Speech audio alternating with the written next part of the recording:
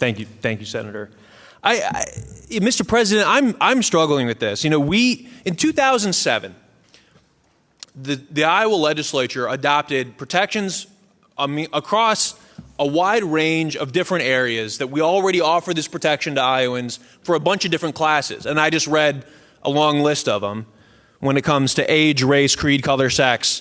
And then we added to that list sexual orientation and gender identity. And believe it or not, I mean, Mr. President, it was a bipartisan vote. I mean, Democrats and Republicans came together to say that in the state of Iowa, discrimination on the basis of sexual orientation or gender identity, when it specifically comes to employment, housing, public accommodation, education, and access to credit, is wrong. That discrimination is wrong. And the legislation that is in front of us today is not just an attempt to roll back the clock and to go back to 2006. It is specifically targeting a group of people who already face enormous amounts of discrimination, harassment in the workplace. I mean, Mr. President, 82% of transgender Americans report that they have faced discrimination or harassment in the workplace. You're not talking, it's not like 1 out of 5 or 1 out of 50 or 1 out of 100 transgender people are experiencing discrimination. But almost all of them are facing discrimination or harassment in the workplace.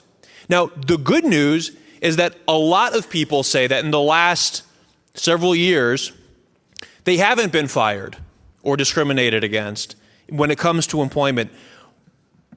But only half. Half of transgender Americans say that they have been fired. They have been overlooked for a promotion or otherwise discriminated against in the workplace because of their sexual orientation or gender identity. The stated rationale by the senator from Crawford simply does not hold up. The reality is that we have an enormous number of Iowans who benefit from protection under Iowa civil rights law. And I think Senator Schultz would agree with that. When it comes to age, color, creed, familial status, marital status, mental disability, national origin, physical disability, race, religion, protections against retaliation, sex, sexual orientation, we have specific protections in Iowa law because we know that discrimination on the basis of these characteristics happens. And what this bill does is it says specifically it is okay to discriminate in employment on the basis of gender identity. It is okay to discriminate in access to housing on the basis of gender identity. It is okay to discriminate in public accommodations on the basis of gender identity. It is okay to discriminate when it comes to access to credit on the basis of gender identity. Senator, I hear your frustration when you say that you feel like the protections, in your words, that were passed by this body about protecting a variety of things you can't actually implement it because of this conflicting code here in the Iowa Civil Rights Act.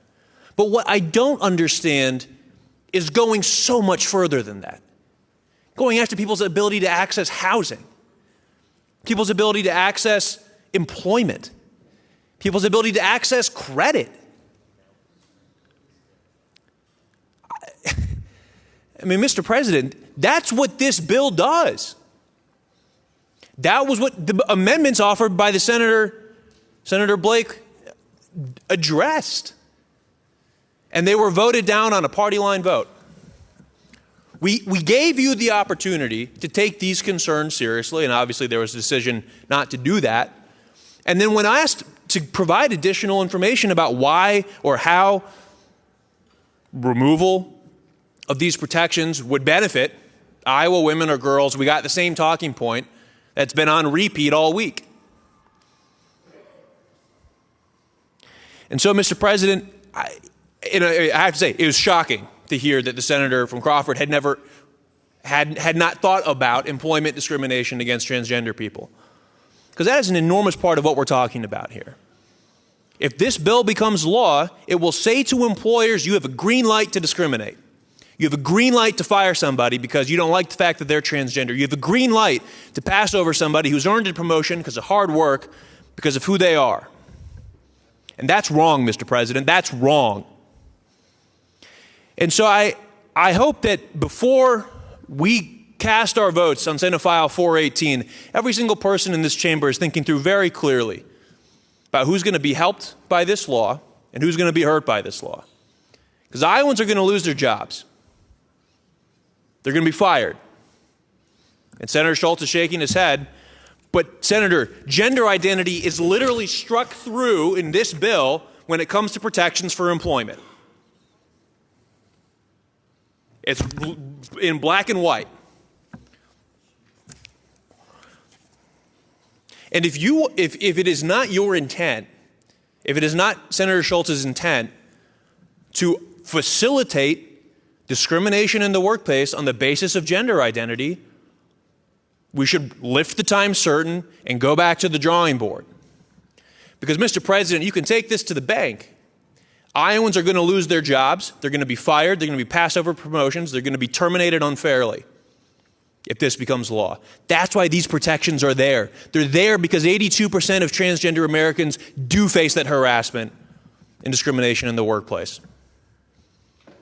This is a sad day for Iowa. It's a sad day for transgender Iowans who work here, who have their roots here, who call this state home, who maybe moved here because Iowa was a leader in protecting against discrimination on the basis of sexual orientation and gender identity.